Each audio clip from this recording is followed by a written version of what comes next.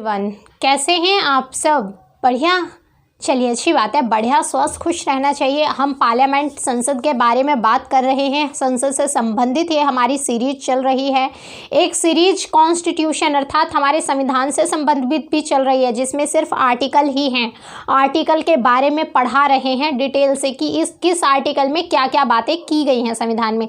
ये सीरीज जो है संसद की है। तो अभी 2 सीरीज चल रही है, उसके बाद तीसरी सीरीज भी आएगी, वो भी पॉलिटी की होगी, जिसे जनरल तौर पर बच्चे जानते हैं कि पॉलिटी ये है, जिसमें हम 1600 से पढ़ते हैं, जब से ईस्ट इंडिया कंपनी का आगमन हुआ था। चलिए, आज हम बात करने वाले हैं प्रश्न काल व शून्य काल अर्थात क्वेश्चन आंसर आवर और 0 आवर से ही संबंधित हमारा टॉपिक है आज का अल्प सूचना प्रश्न। हमने पढ़ लिया है अब तक प्रश्न काल व शून्य काल के टॉपिक में तारांकित प्रश्न क्या होता है, अतारांकित प्रश्न क्या होता है, अल्प सूचना अवधि के तहत अल्प अवधि पर सूचना देकर कौन से प्रश्न पूछे जाते हैं। तो हमने ये सारी बातें पढ़ ली। प्रश्न काल क्यों इंपॉर्टेंट होता है, ये बातें हमने पढ़ ली। साथ ही साथ हमने ये भी देख लिया कि संसद किस तरीके से प्रश्न लेती है, कि ग्रहण करती है कि कौन से ऐसे प्रश्न होंगे जो संसद में पूछे जाएंगे। ये बात हमने जान ली। साथ ही साथ हमने ये भी जान लिया कि प्रश्न पूछते कैसे हैं।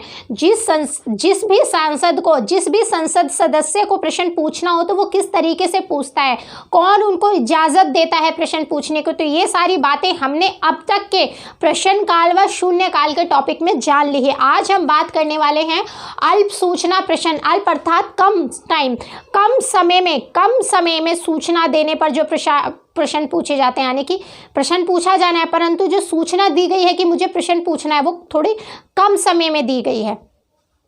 अल्प सूचना प्रश्न। तो अल्प सूचना प्रश्न के बारे में अविलंब लोक महत्व के किसी मामले पर, पहली बात तो ये याद रखिएगा, ये अविलंब लोक महत्व के किसी मामले पर, यानी कि अविलंब अर्थात विलंब नहीं कर सकते, इस मामले को तुरंत संज्ञान में लेना है, तुरंत इस पर जानकारी लेनी है, तुरंत इस पर प्रश्न पूछना है, क्वेश्चन करना है। तो इस तरीके के जो मुद्दे होते हैं लोक महत्व से संबंधित, कोई मुद्दे, कोई ऐसी बात हो गई लोक महत्व से, कोई भी इस तरीके की बात हो गई जो बहुत महत्वपूर्ण होती है, बहुत महत्व रखती है, तो इस तरीके के मुद्दे इस अल्प सूचना प्रश्न के अंतर्गत रखे जाते हैं।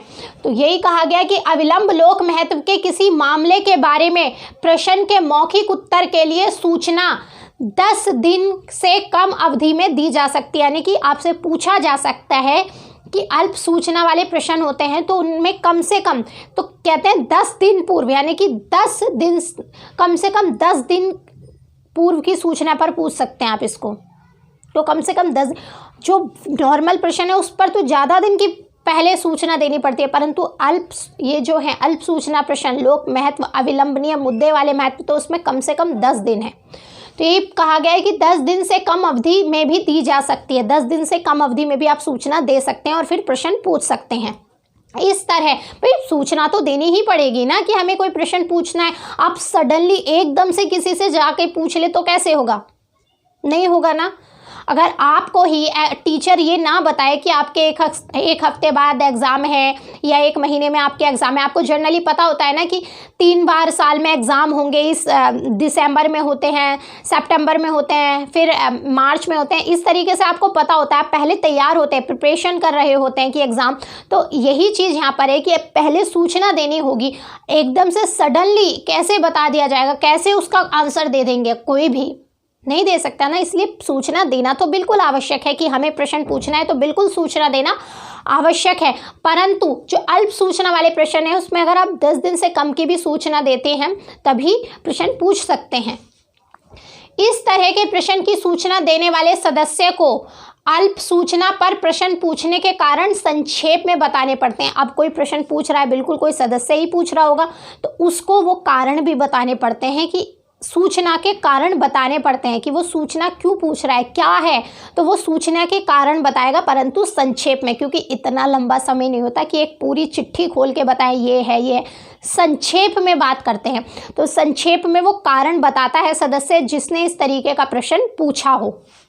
यदि सभापति या अध्यक्ष महसूस करते हैं, अर्थात लोकसभा में है तो लोकसभा के अध्यक्ष महसूस करते हैं, राज्यसभा में है तो राज्यसभा में कौन होता है, सभापति। तो यही कहा गया है कि यदि सभापति या अध्यक्ष महसूस करते हैं कि मामला अविलंबनीय स्वरूप का है तब संबंधित मंत्री से पूछा जाता है कि क्या वह अल्प सूचना पर उत्तर देने की स्थिति में है, और यदि वह मंत्री हाँ करता है तो वो उत्तर किस तारीख को दिया जाना है ये तय किया जाता है। तो ये बात है कि अगर अध्यक्ष, लोकसभा में प्रश्न पूछा जाना है तो अध्यक्ष डिसाइड करेंगे, उनको ऐसा महसूस होना चाहिए, उनको ऐसा लगना चाहिए, और लोकसभा में है तो अध्यक्ष और राज्यसभा में है तो सभापति को, तो उनको ये महसूस होना चाहिए ये जो मुद्दा है, ये जो प्रश्न है, ये अल्प अवधि के लिए बिल्कुल वाजिब है। हाँ, यानी कि इसमें कोई ऐसा मुद्दा है जो अविलंबनीय है, तो वो बिल्कुल जिस मंत्री से उस प्रश्न को पूछा गया है, क्योंकि किसी मंत्री से ही पूछे जाएंगे ये प्रश्न, याद रखिएगा बिल्कुल।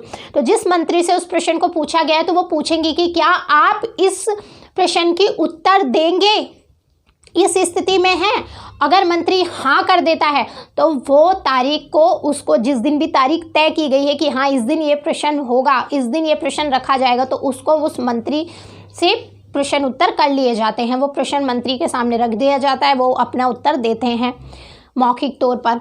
दूसरी बात कि क्या की जा रही है, अगर मंत्री ना कह दें कि नहीं देना, तब क्या होगा, कि भाई मंत्री कह दे कि मैं नहीं हूं उत्तर देने की स्थिति में, तब क्या हो सकता है।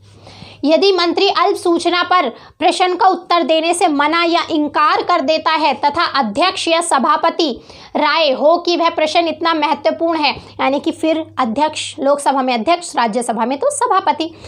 तो यदि मंत्री ना कर देता है और लोकसभा के अध्यक्ष या राज्यसभा के सभापति की राय में उनको ऐसा लगता है, उनका ऐसा मानना है कि ये महत्वपूर्ण प्रश्न है जिस पर बात होनी चाहिए, जिस पर प्रश्न पूछा जाना चाहिए, तब वह क्या करेंगे कि राय हो कि वह प्रश्न इतना महत्वपूर्ण है कि सदन में उसका मौखिक उत्तर दिया जाना आवश्यक है, तब वह निर्देश दे सकता है, वो निर्देश दे सकता है कि उस प्रश्न को उस दिन के मौखिक उत्तर के लिए प्रश्नों की सूची में प्रथम प्रश्न के प्रथम, जो भी पर डे की मैंने आपको बताया था कि सूची तैयार की जाती है कि आज ये प्रश्न उठेंगे, कल ये होंगे, तो पर डे की एक सूची तैयार की जाती है। तो उस दिन के, जिस दिन भी उस प्रश्न को उठाया जाना है, उस दिन की सूची में सबसे पहले नंबर पर उस प्रश्न को रखा जाता है।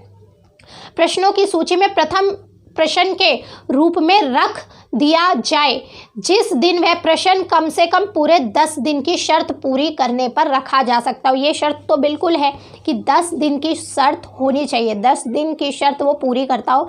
तो लोकसभा के अध्यक्ष या राज्यसभा में अध्यक्ष, सभापति, दोनों को अगर किसी को भी ये लगता है अपने अपने सदन में कि ये महत्वपूर्ण है, इसको उठाना चाहिए सदन में, तो वो मौखिक उत्तर देने के लिए 10 दिन की अवधि की शर्त को जब वो पूरा करता है तो वो कोई भी एक तारीख, जो भी किसी भी दिन, जो भी उन्होंने तारीख तय करी है, जो भी दिन डिसाइड किया, उस दिन की सूची जो जारी की गई है उस दिन के प्रश्नों की, उस दिन की सूची में प्रथम स्थान पर उस क्वेश्चन को रख देते हैं मौखिक उत्तर देने के लिए। क्लियर। किसी भी दिन की सूची में ऐसा केवल एक ही प्रश्न रखा जा सकता है। तो आपसे पूछा जा सकता है कि इस तरीके के प्रश्न, अल्प सूचना के प्रश्न, किसी भी दिन की सूची में अधिकतम कितने प्रश्न रखे जा सकते हैं, तो सिर्फ ऐसा केवल एक ही प्रश्न रखा जा सकता है। क्लियर। प्रश्न काल के अंत में यदि कोई अल्प सूचना प्रश्न हो तो उसे लिया जाता है। तो दूसरी बात ये याद रखिएगा कि जो अल्प सूचना के प्रश्न हैं वो प्रश्न काल के अंत में लिए जाते हैं, लास्ट समय में, लास्ट समय में, जो लास्ट एंडिंग टाइम होता है ना, तो लास्ट समय में, अंत समय में, प्रश्न काल के अंत समय में अल्प सूचना से संबंधित प्रश्न को ग्रहित किया जाता है, अर्थात लिया जाता है। तो प्रश्न काल के अंत में यदि कोई अल्प सूचना प्रश्न हो तो उसे लिया जाता है तथा उसको वैसे ही उसका निपटान किया जाता है जैसे मौखिक उत्तर के लिए किसी प्रश्न को, मैंने आपको बताया ना कि इससे पहले हमने देखा था कि प्रश्न कैसे पूछे जाते हैं, कैसे उनको निपटाया जाता है। ये चीज़ ही कहा गया है कि इस प्रश्नों को भी उसी तरीके से उनका निपटान किया जाता है जिस तरीके से मौखिक क्वेश्चन आंसर का निपटान किया जाता है। तो जिस तरीके से मौखिक प्रश्न को निपटाया जाता है उसी तरीके से इन प्रश्नों को निपटाया जाता है। तथा अल्प सूचना वाले प्रश्न ग्रहित करने के लिए शर्तें भी वही हैं जो मौखिक उत्तर के लिए साधारण प्रश्नों की, यानी कि इसको निपटाने की, यानी कि इस प्रश्न को कैसे निपटाया जाएगा, कैसे लिया जाएगा, कैसे ग्रहण किया जाएगा, कैसे लिया समाप्त किया जाएगा, अर्थात निपटाया जाएगा। तो इसकी शर्तें सेम वैसे ही हैं जैसे मौखिक उत्तर को लेने की और समाप्त करने की है, कि किस तरीके से मौखिक उत्तर पूछे जाते हैं, किस तरीके से मौखिक उत्तर सदन में ग्रहण किए जाते हैं। प्रश्न पूछने के लिए, मौखिक उत्तर पूछने के लिए सदन किस प्रकार से उनको ग्रहण करती है और कैसे उन पर मौखिक उत्तर पूछा जाता है। तो जो उसकी कार्यप्रणाली है उनको पूछने की, वही सेम अल्प सूचना की है। आप एक बार जाके चेक कर लीजिएगा, इससे पहले वाले लेक्चर में ही बता दिया गया है सब कुछ। अब हम बात करते हैं गैर सरकारी सदस्यों से पूछे जाने वाले प्रश्न। तो याद रखिएगा, आपसे अगर कोई पूछता है कि क्या प्रश्न सिर्फ सरकारी सदस्यों से पूछे जाते हैं, अर्थात मंत्रियों से ही पूछे जाते हैं, नहीं, प्रश्न कभी कभी गैर सरकारी सदस्यों से भी पूछ लिए जाते हैं। अब गैर सरकारी सदस्यों से वही प्रश्न पूछे जाएंगे जो उनसे कहीं ना कहीं कोई विधेयक, कोई संकल्प प्रस्ताव उनसे संबंधित हो, तब वो पूछा जाएगा। पहली शर्त तो ये है, और दूसरी ये है कि ये प्रश्न कभी कभार ही उठते हैं लोकसभा में, बहुत कम उठते हैं, रेयर। लोकसभा में कभी कभार ही ऐसे प्रश्न उठते हैं, और कभी कभी ऐसा भी होता है कि पूरा अधिवेशन समाप्त हो जाता है, पूरा शासन, पूरा सत्र भी समाप्त हो जाता है और इस तरीके के प्रश्न नहीं उठते।